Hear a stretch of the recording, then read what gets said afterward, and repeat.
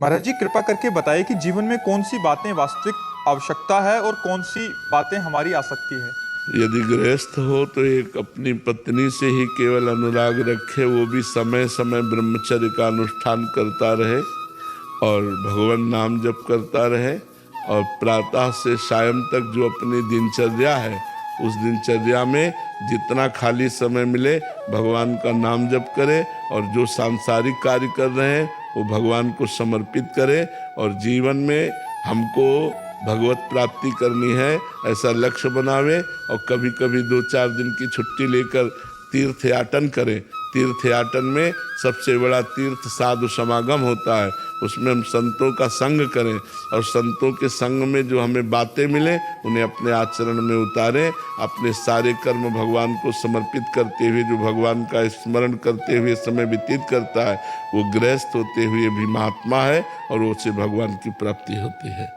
जो गृहस्थ में रह करके हर कर्म भगवान को समर्पित करता है, भगवान का नाम जप करता है, धर्म पूर्वक जीवन व्यतीत करता है, उसको वही गति प्राप्त होती है जो एक विरक्त को प्राप्त होती है। क्योंकि गृहस्थ धर्म भगवान की सेवा प्रधान है, उसमें अतिथि सेवा, संत सेवा, परिवार की सेवा, उसके लिए अर्थोपार्जन करने के लिए जो कर्म करते हैं वो कर्म भगवान को समर्पित कर देते हैं। तो भगवत समर्पित कर्म हमें भगवत प्राप्ति की योग्य बना देता है।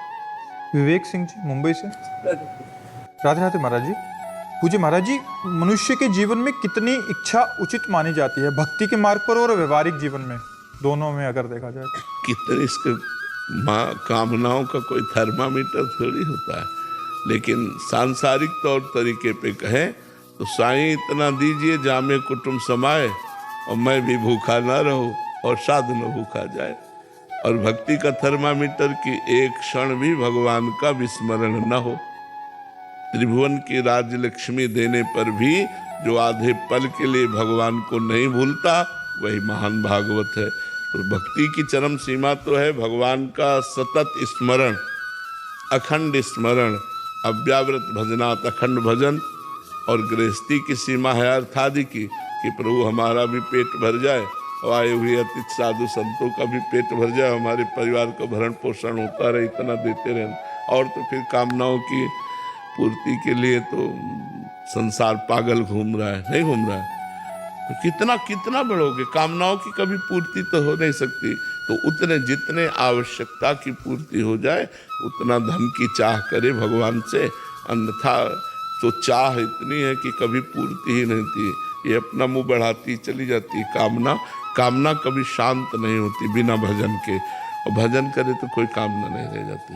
भक्ति मार्ग में भी कामना आती है महाराज? हाँ, कामना आती, क्यों नहीं।